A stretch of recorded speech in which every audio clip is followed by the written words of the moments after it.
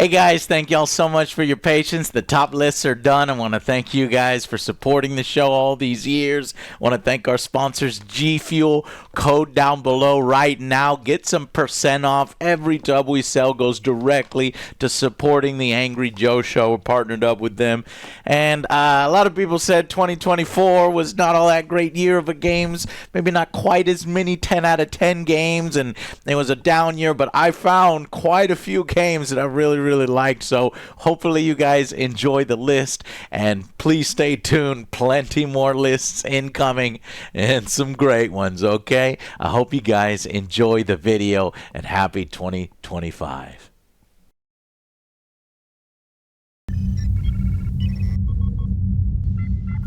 These are the top 10 best games of 2024.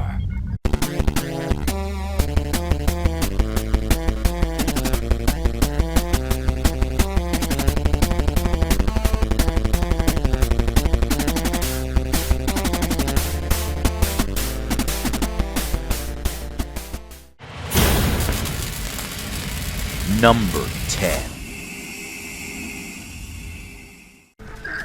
He's wrecking shit. Gramps, no! That thing has never been there before. Get out of there! This is a bad idea! Heavy?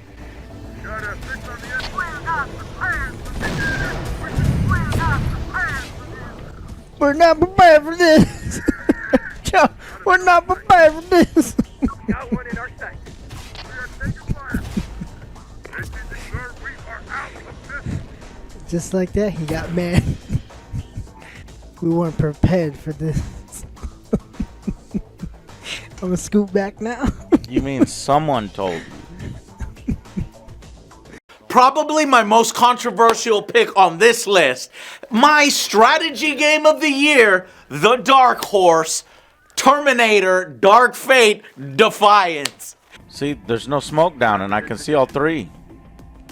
Let's take advantage of this. I don't know why they're now they're firing. Get out of there! Never mind. Why didn't they pop smoke? Yes, and honestly, it is one of the most played games of the year because of how hard it was. How's me grinding going? Well, I'm fucking pissed! Fuck you and fuck your game! That's how it's going!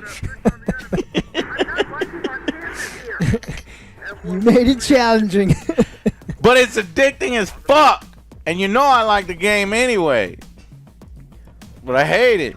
When Terminator Dark Fate Defiance first came out, it was kind of buggy, it was hard as shit, with little to no explanation on how to actually play the thing effectively. The machines would constantly kick your ass, and you would think that the missions are pretty much impossible and just poorly designed.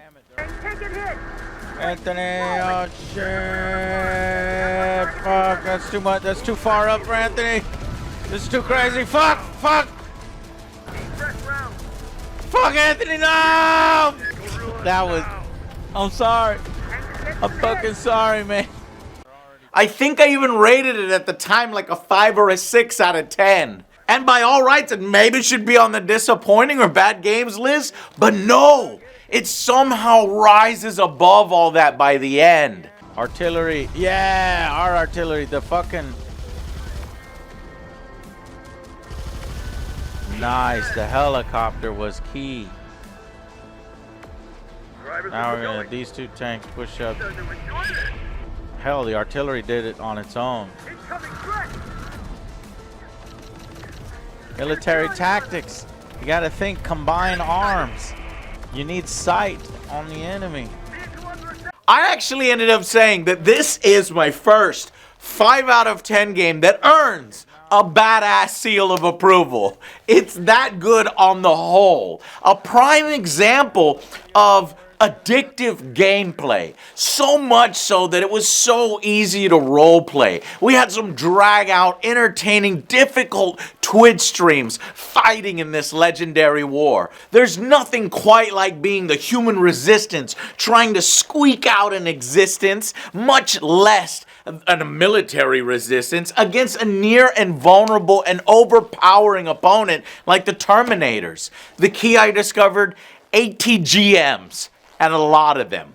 Once you figure out the large learning curve, this RTS almost becomes a war simulator in the age of the human resistance, with the machines taking over and Joe Connor fighting back.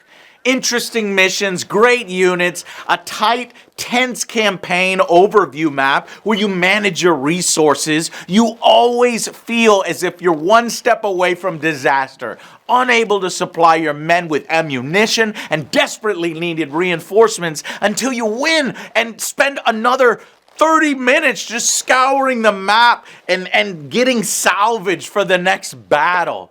The best Terminator Future War simulator made to date, even if it has a ton of issues. And it's got a bunch of free updates and patches with some DLC incoming. Check it out.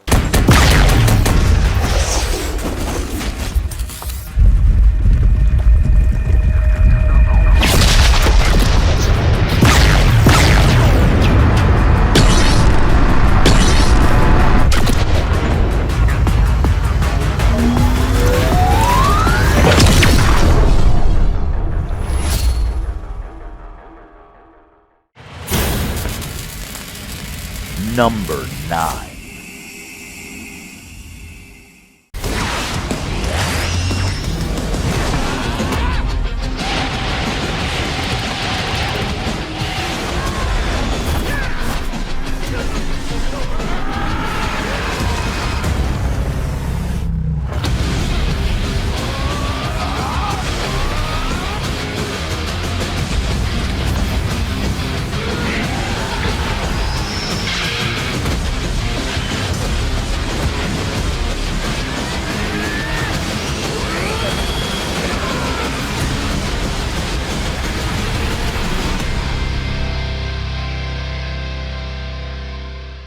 Dragon Ball Sparking Zero.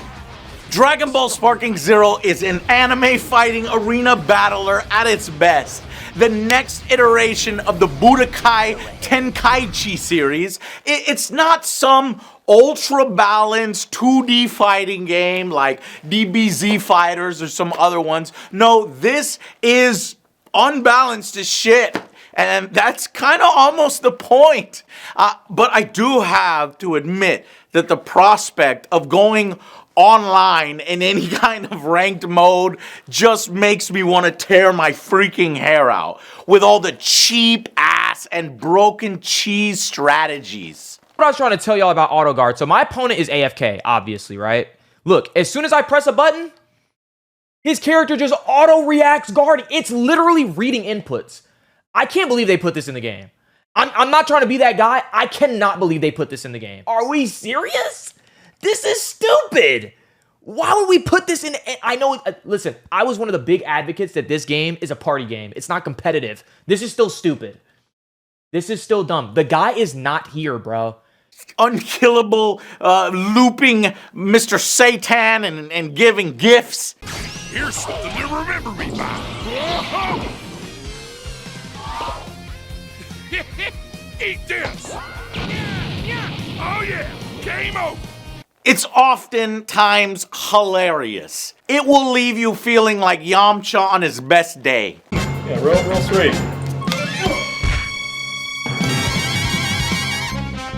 Yamcha. Did you die? Yamcha. How does your power level go up when you die? However, it's unforgivable that there was no penalty for leaving the game implemented at release. Why would you ever do an online fighter where there's no penalty for somebody to rage quit? You had mass rage quitters, ruining the whole fucking game. Hope you're ready. Whoa, Saturday.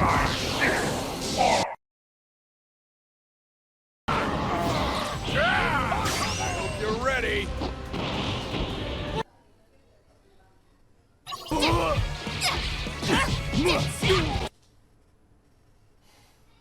Hope you're ready. The online community for me sucked ass. It was best played with friends or just on your own in single player. In fact, we personally had so much fun in multiple streams on me just commentating on CPU versus CPU battles, our greatest fantasy scenarios. It is neck and neck, ladies and gentlemen! Oh! Oh shit! Who hit who?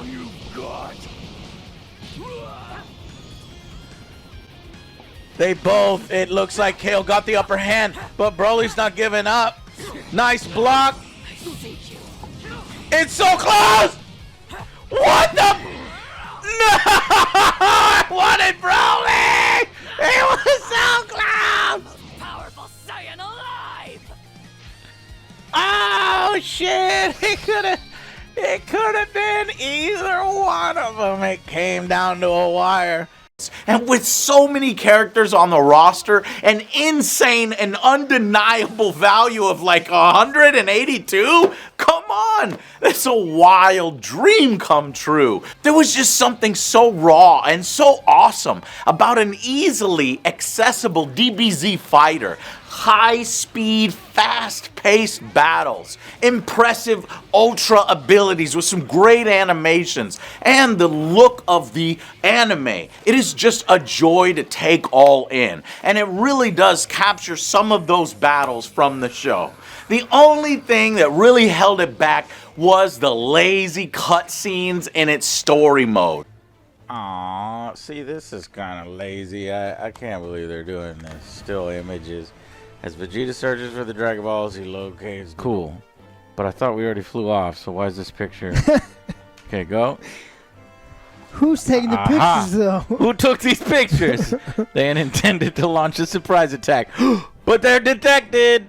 While alternate stories and the branching paths are interesting at times, the presentation leaves so much to be desired, and the promised mass customization was really nowhere to be found. It just needs a little more development time. I just wish one day Bandai Namco would put a AAA like money behind one of its Dragon Ball titles and crank one out that is absolutely S-tier in every aspect of the game with no cut corners, not just gameplay. Perhaps in a sequel in this new franchise, that maybe then they can bring the story mode up to par and fix the online shortcomings. Then we'll really be talking. He's using his ultimate! Will he hit her? He got her! This is the end. Oh, she has a tiny sliver! And she's going for the kill straight on. Broly just needs to turn around and breathe on her. Oh! Oh, fuck! Come on, Broly, you son of a bitch! So close! Number 8. I'm ready to forgive my parents and stop blowing up the city they live in. Uh-huh. And which city is that? DC. Oh, good. Oh, what the fuck? Dude, what the hell was that? Me doing my job, and very well. They've had so many mommy and daddy issues, it took forever. I was delving into their psyche, clearing up mental blocks, collecting shards of a mirror, because that's apparently what my Call of Duty is.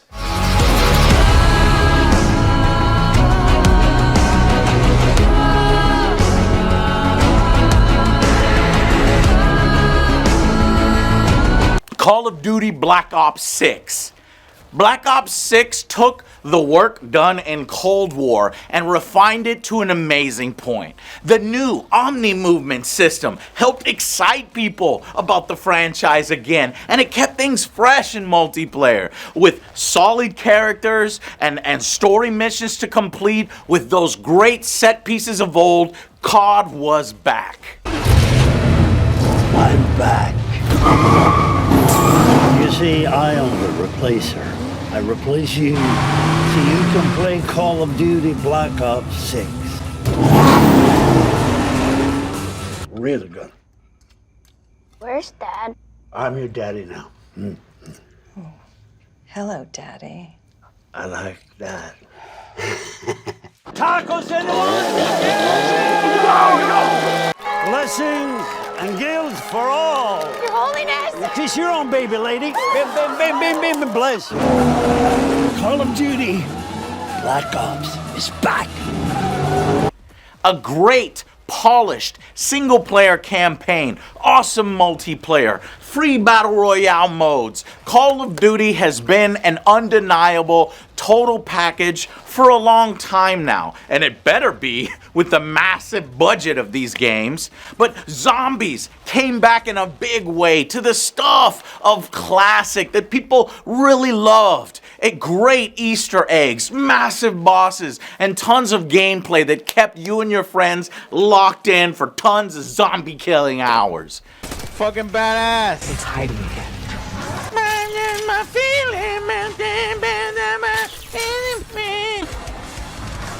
Does Cartman sing it? Yeah, well, it's a chick. I'm doing a girl's voice. Bro. Sounded That's more how like, sounded more like Cartman.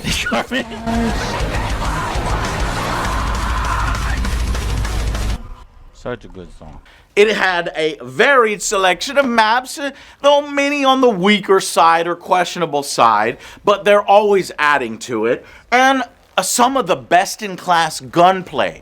That's what kept me engaged for a long while. And yes, it may be wavering at the moment, especially with regards to cheaters and people using Zen modules and more, but I suspect future updates and the return of popular modes like gunfight back into the rotation will help. Honestly, I got what I wanted out of this year's Black Ops 6, though I do miss that massive warfare mode from the Modern Warfare series that COD added, that somehow helped soften the blow of Battlefield being in such a mess state right now. I hope for COD to continue its innovation and improvements for years to come. Sit down. All right, you got her. Get off me. So, Jane Harrow. Harrow.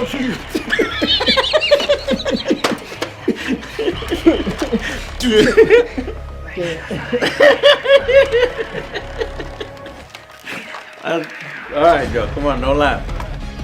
She was serious now. Number 7. Now, people often talk about wanting to re-experience a piece of media for the first time. The opportunity to relive those warm and fuzzy feelings they got maybe when they saw their favorite movie, played their favorite game, or read their favorite book.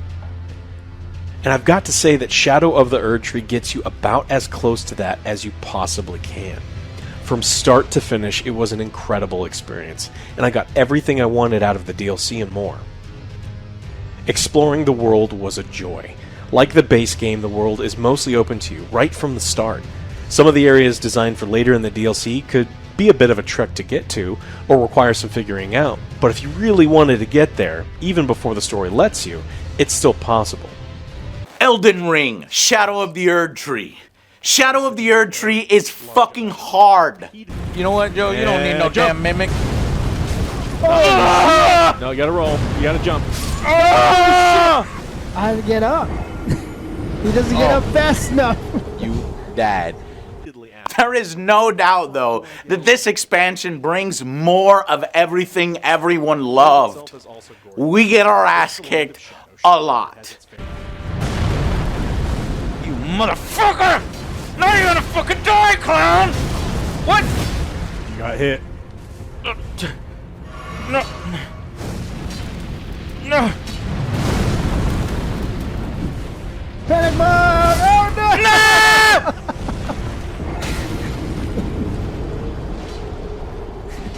And everyone enjoyed it, so much so that it was nominated for Best Game of the Year at the Game Awards, even though it was DLC. It was innovative enough. It was big enough. It's kind of nearly a mini sequel to the best game of the previous year.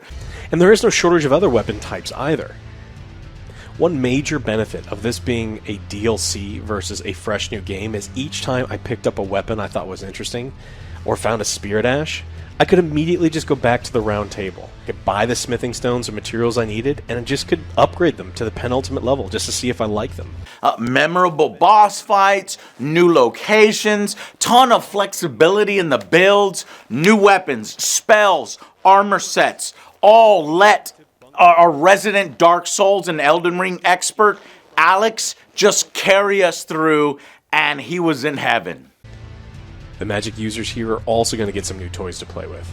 Big, nasty fireballs, pretty butterflies, bear stuff, of course, and then Dark Side Omega Beam style sorceries. And then lots more other stuff, too. And now the lore and story of Elden Ring makes more sense and feels more complete by the end. This shows that developer FromSoft understand its player base and knows how to make a satisfying experience in an already excellent game. And that makes me all the more intrigued by the new announced Elden Ring Night Reign, that standalone co-op experience in this universe.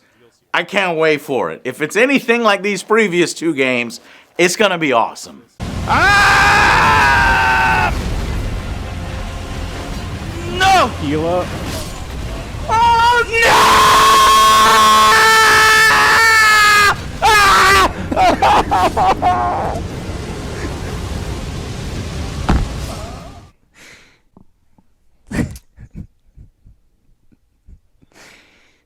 You're right there.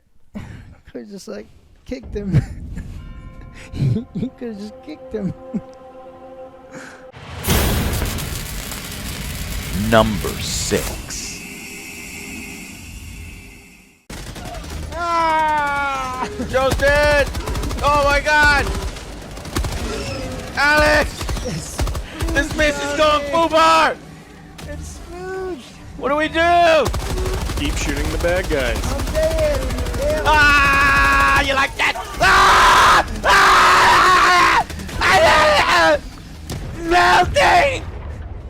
Helldivers 2, one of the best live service games to come out in 2024. Yes, there are actually good live service games. In fact, 2 of them proved, and this year proved that not all of those live service games had to be absolute garbage, right? War bonds, they don't expire. Collectibles are kind of shared to encourage teamwork. There's reasonably priced microtransactions at a reasonably priced game. An absolute perfect blast to play with friends. It's awesome.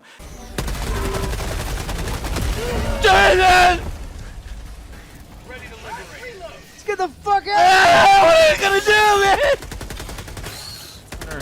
I would recommend stepping back. Joe, you got one right behind you. The gameplay is a ton of fun with friendly fire turned on and OJ on your team. Anything was bound to happen. Hey, Jay, do you want to take it? You said it lost me. Oh, you killed me! Oh no! Why would you hold a grenade?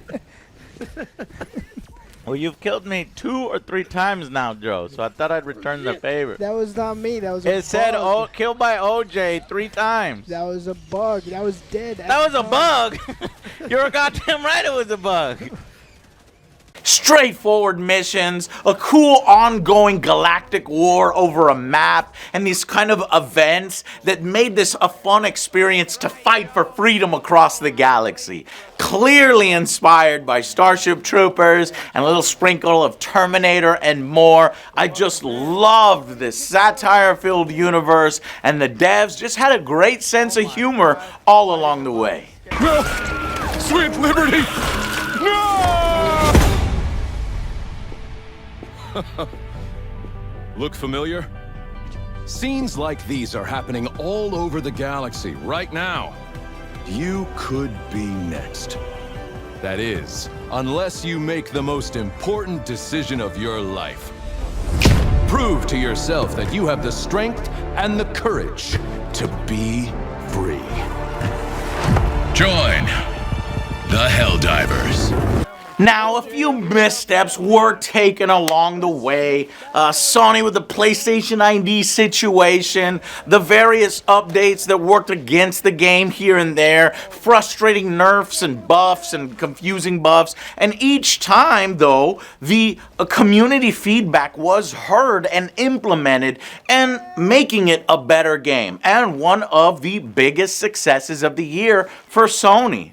With robots, bugs, and aliens now in the mix, and a flow of interesting call-down weapons, vehicles, and support battling across the galaxy has never been so much, and co-op, it is freaking awesome.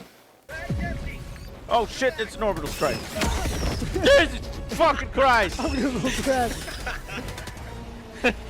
Well, that's red is bad, blue is good.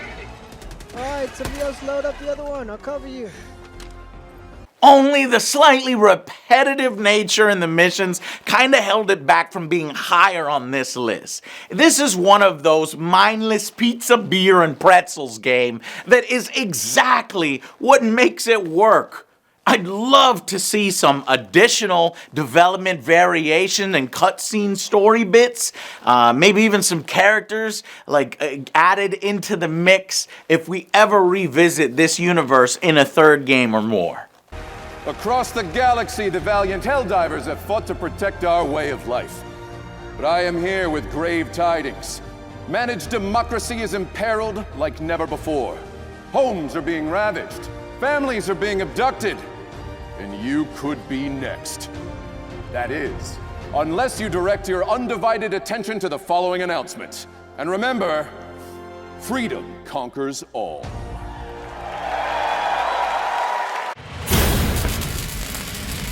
Number 5.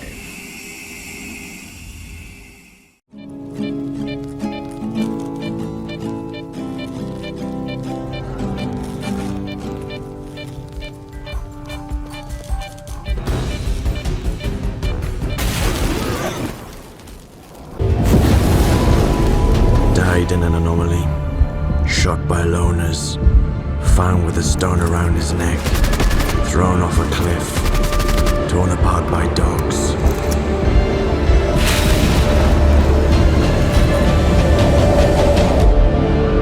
You cannot kill God, just like you cannot get rid of the sky up above. I am blind, but it is you who cannot see. S.T.A.L.K.E.R 2, Heart of Chernobyl. Despite it launching in a bit of a rough state, some bugs, some glitches, some technical issues. Finally, I can get some sleep. I'm fed up with these late-night sermons. Talk to our boss. I'd say that S.T.A.L.K.E.R 2, Heart of Chernobyl is still one of the most immersive and best games of the year in 2024.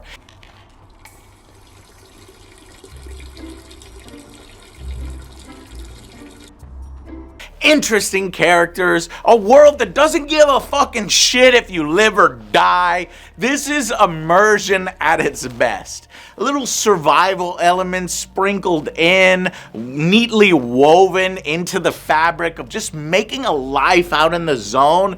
It perfectly recreates those moments in the previous game some 17 years ago. This is a classic done justice. And since a lot of the patches have really helped refine the experience, I love it.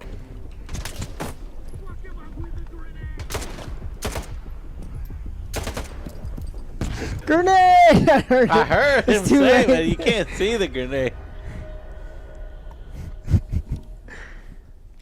Fuck him Whatever up with the your grenade. I love living in the world, surviving in the world, and it going from these intense combat shootouts to surprisingly quiet moments out in the wilderness to surprise ambushes by mutants. Oh no, and I'm trapped in this. Nah, hey. Wait.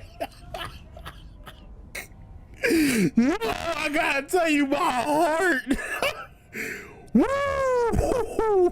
That was terrifying. Yo, that thing hit that corner. My heart left, my soul left my body. It's this perfect balance of little gameplay bits, inventory management, and equipment upkeep. It just kept me invested in the world the entire way. Now, yes, the AI for the enemies isn't the best. They don't really seem to be aware of their surroundings.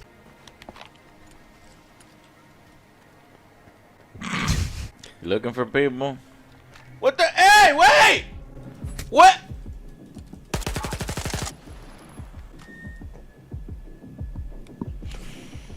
He's coming right at you. That motherfucker couldn't see me without his binoculars? I think he's a bad guy. I thought he was friendly, so that's why I was like, I put my weapon away. Oh, Jesus. Mary, Joseph. And they can do some pretty dumb stuff at times. And then they're laser hyper accurate at night with pixel perfect accuracy. Pro. These guys are good.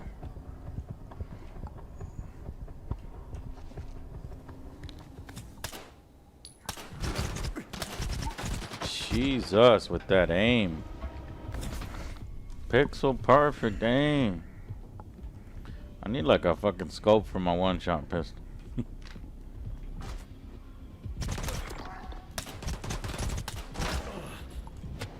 See all these headshots I'm getting? It don't matter. The fucking pixel perfect shooters are gonna hit you.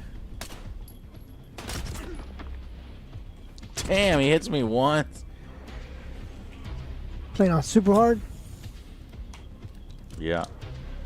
If they can tweak that a little more, that would be great. And there are a few frustrating bits here and there to push through in the main campaign. But in the end, S.T.A.L.K.E.R 2 was exactly what I was hoping for and wanting out of the series. And the devs are fully committed to making it even better as they go along. Amazing to consider this game was in development during the war where Kiev was hit several times, and yet they still cranked out a freaking awesome game. As it still feels as though it's held together by duct tape. Given the story of GSC Game World's tumultuous development time, which has partially taken place amid an actual war zone in its home country of Ukraine, it's not hard to understand why. It's a miracle that S.T.A.L.K.E.R 2 even exists, especially considering how ambitious its world is and how it executes on its vision on a conceptual level. They've been extremely active, especially lately. The future of GSC looks great.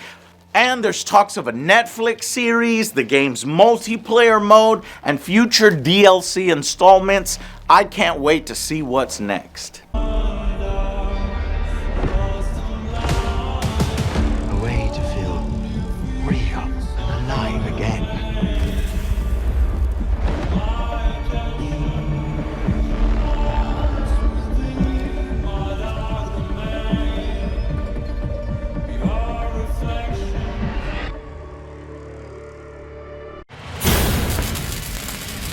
Number 4.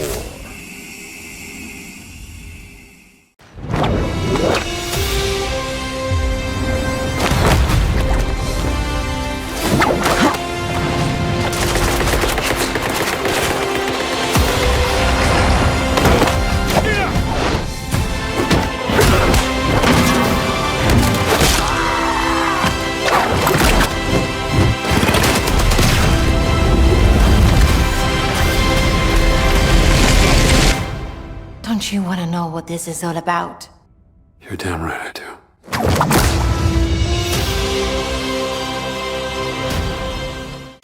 Indiana Jones and the Great Circle.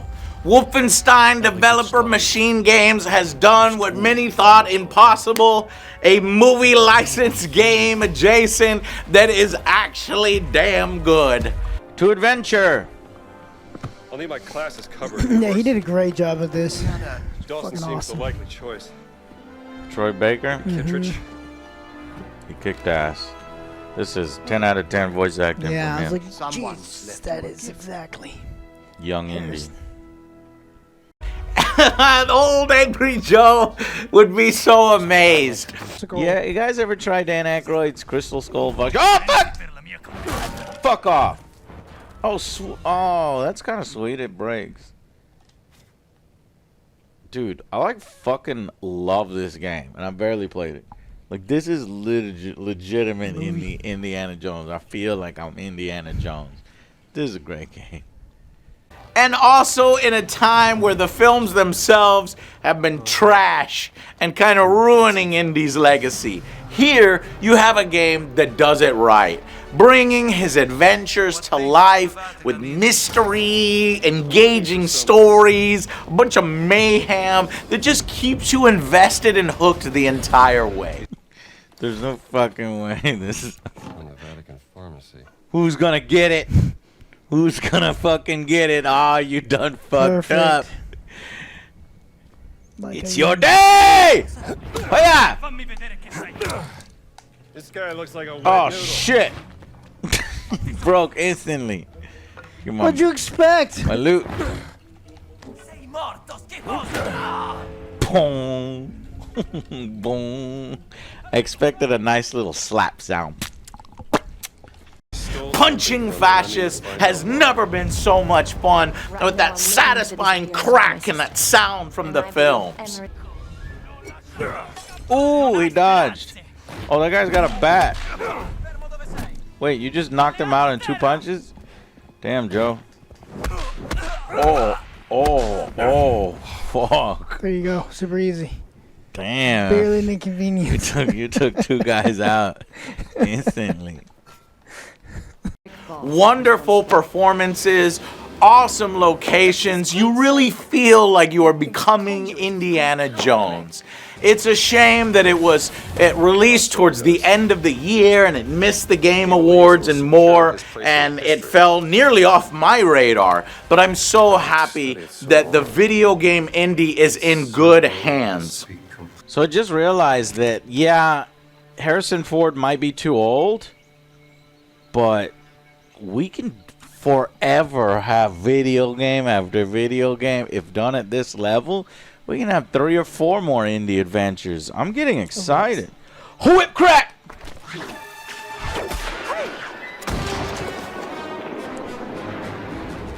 There's the reveal. It looks good. Supreme. I hope we get many more games in the franchise. This is where indie should live on. They know what they're doing here, especially with the bang-on, incredible voice acting job that Troy Baker did in capturing the essence of Harrison Ford. So much, in fact, that he even got the old grumpy man himself's approval and blessing. Now that's hard to do.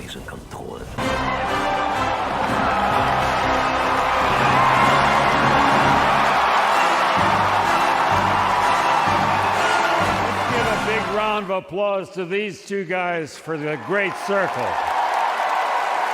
Thank you.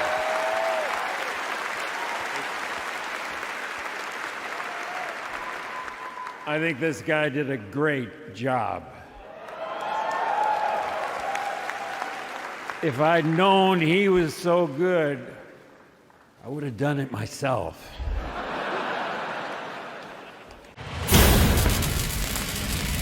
Number 3.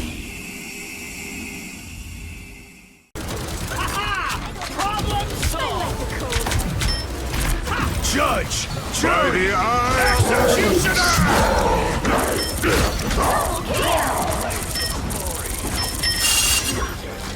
Nice. Easy. Easy peasy, baby. Finish him off. That's a nice, clean game. Big Champ, have a good one. Work. Hey, Flippy! Huzzah! MVP. Damn it. Hey, Damn it to hell. I was so close. Darth Maul, Joe got 20.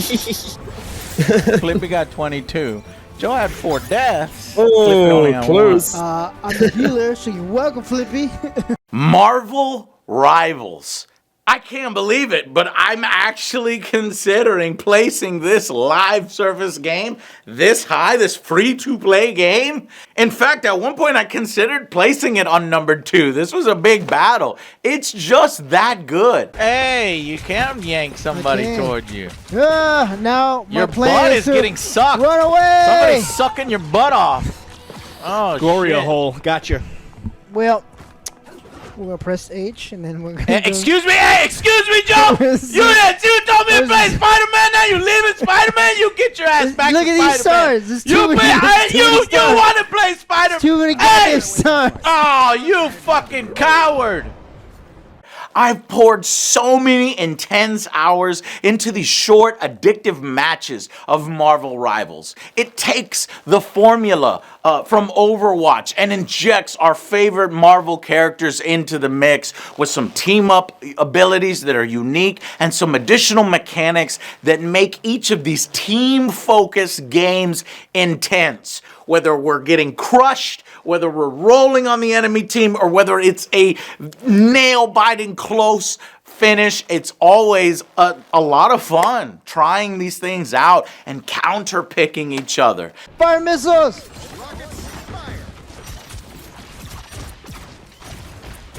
I'm already hurting. Jesus Christ!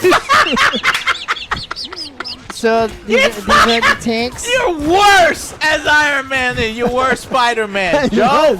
You're not over here like Meteor Man, Joe. Are you scared of heights? I am. What the fuck is this, Joe? What?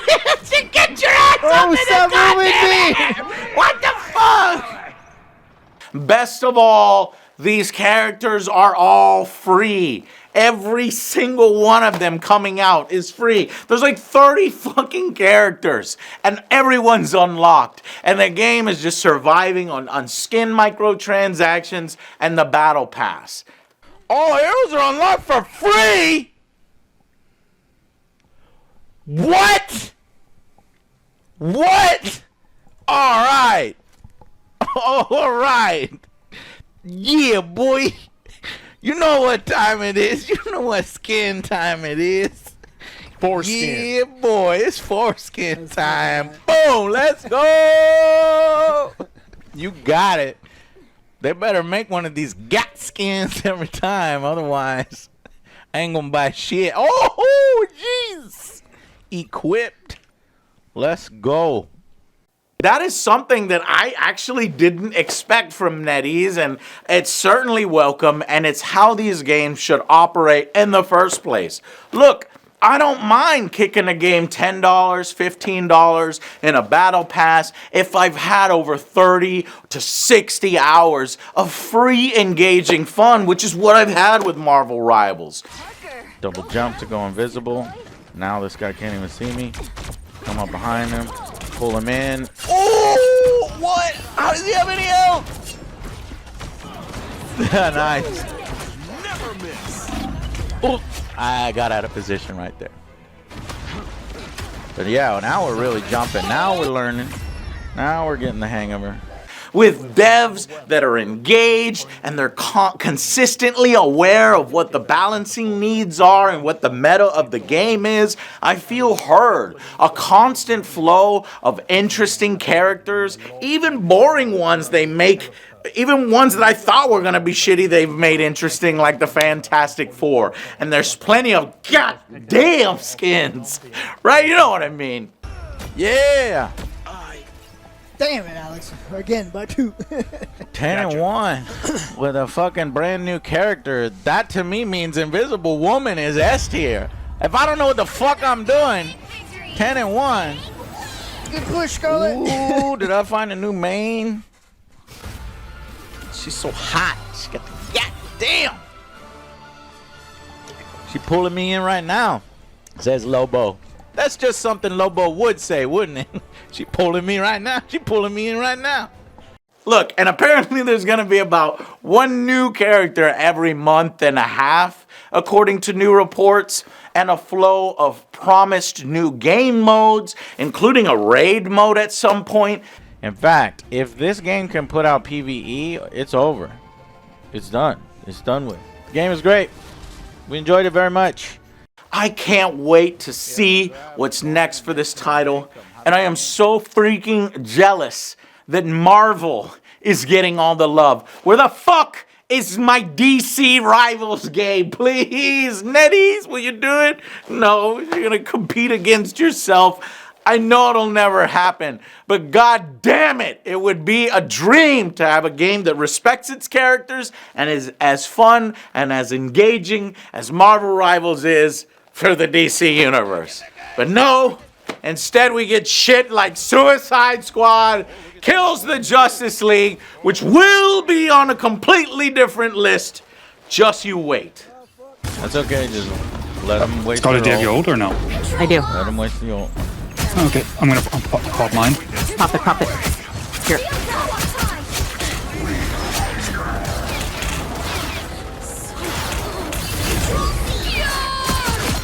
Oh, shit. Damn, I tried to kill her before. That's okay, we should have some advantage over them. I got her. Yeah. Nice. Hey! Came back. Look at that! That's a good win right there. It's a hard fought battle. I think what part what this makes this game so addicting to me is the counterplay. Yeah, it's not working out with one particular champion, and then you see the enemy build and what they're using, and then you know, switch on over. Psylocke really helps me. Number 2.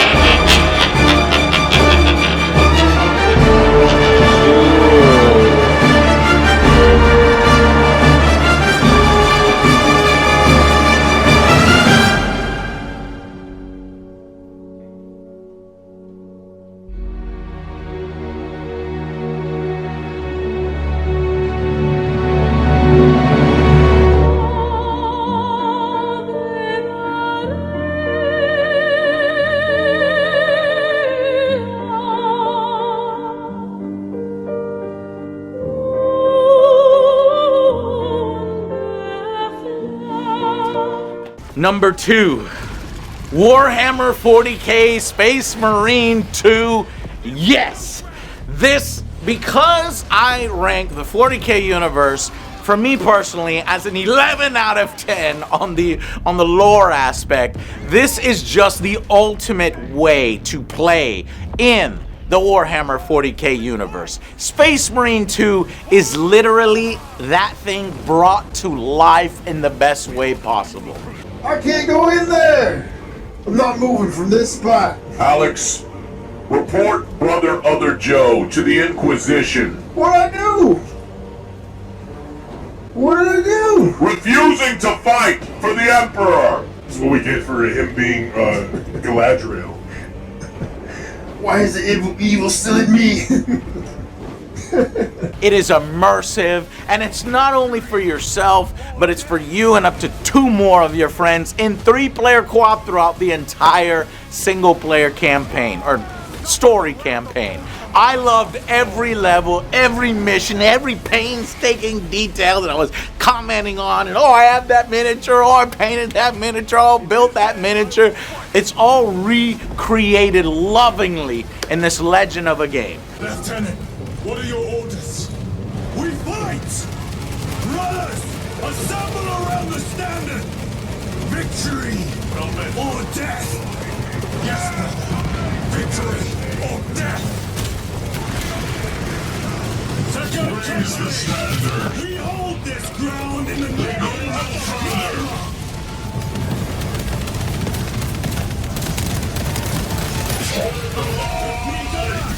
We die with vengeance on our lips!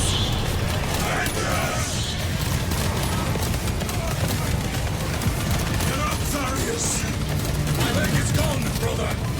Cover him! With a fun, multiplayer, self-contained experience, though limited in scope, and some great side mission play. This kind of Overwatch missions that you play, it actually takes place and has you take control of other teams that have their own goals and objective in the campaign, and you get to see their perspective.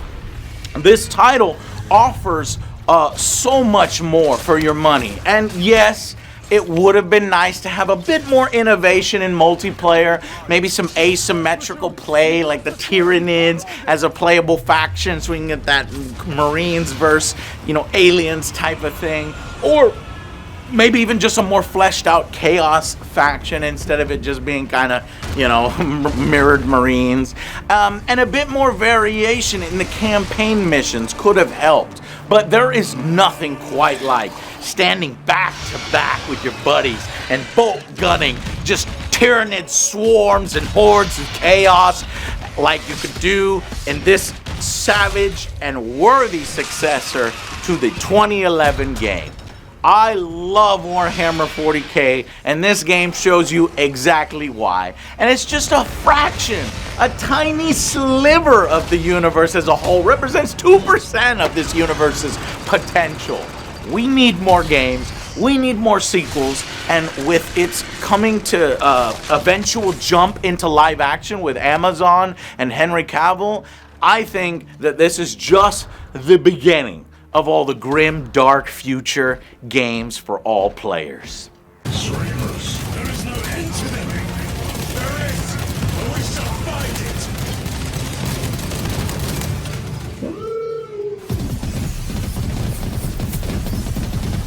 Now that's the Warhammer I know.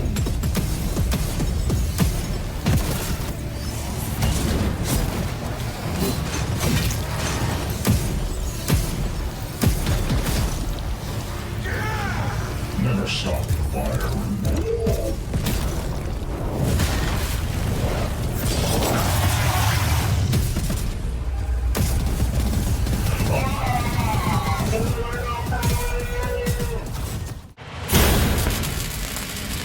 Number 1. Oh, come on, man. I already beat you. Let's just end this. You might have beaten me, but can you handle my final ultimate form?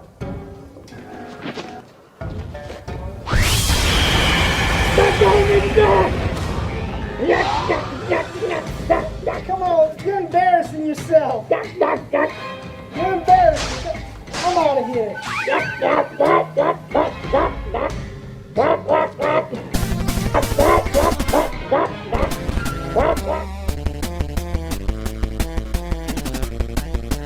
Number 1. Yep.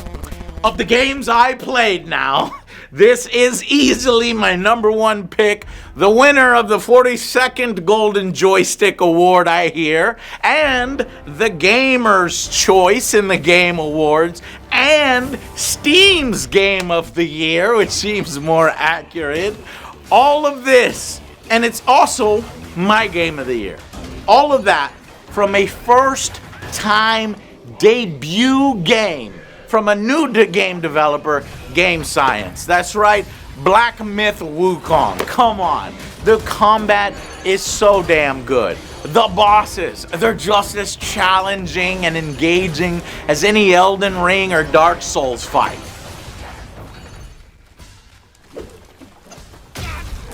Yeah! You swung too early. You laughing at me? Why you watching me? You get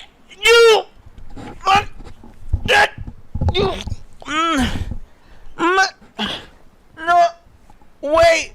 See what happened? I got it. The beautiful locations, the interesting characters and creatures from the Chinese lore in the Journey to the West. Black Myth Wukong is a shining example of a challenging but rewarding action-adventure game.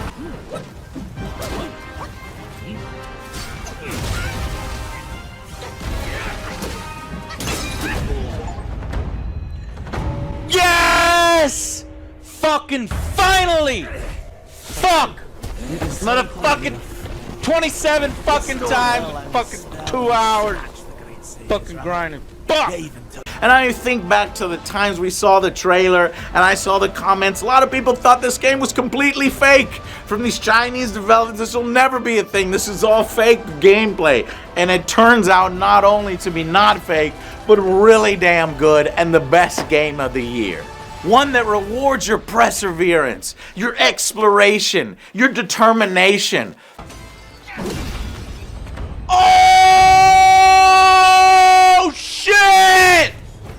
I said, fuck your bald head, you motherfucker!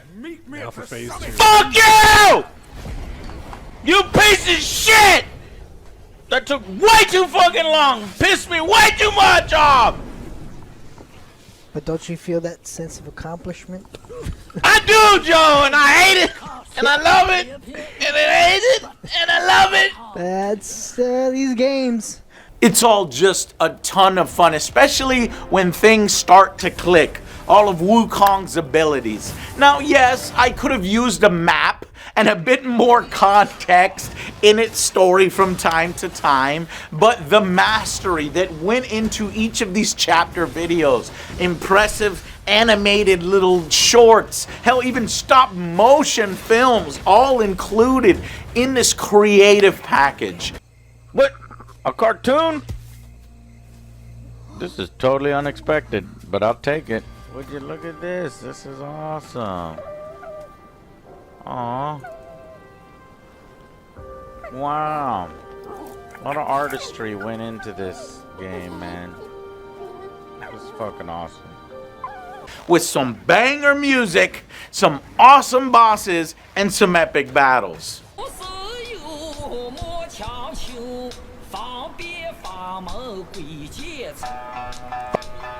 Yeah, boy. Damn, it's got some good music, this game. My name got not yo, ni me a Chinese old. Oh, what the fuck?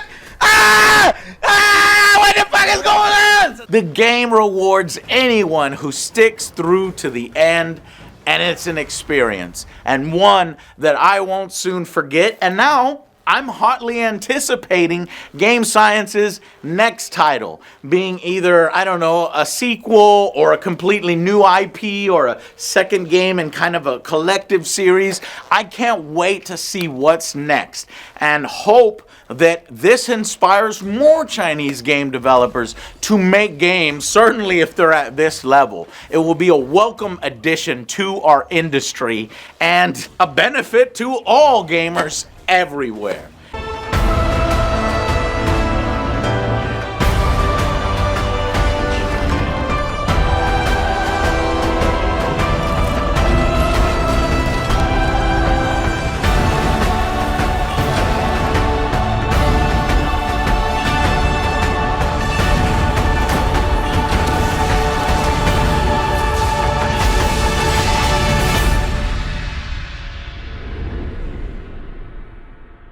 That's it for this, the top 10 games of 2024. But stay tuned because we have a lot of really bad games and disappointing games and bad movies and good movies and bad TV series and good TV series, all coming in good time. And of course, the most anticipated games of the next year. Thank you guys so much for watching. Thank you for supporting the show. Consider subscribing or supporting us directly through some of those links down below. Patreon, YouTube join button. It all helps. Let's make 2025 amazing. Thank you guys so much, and we'll see you guys on the next Angry Joe Show.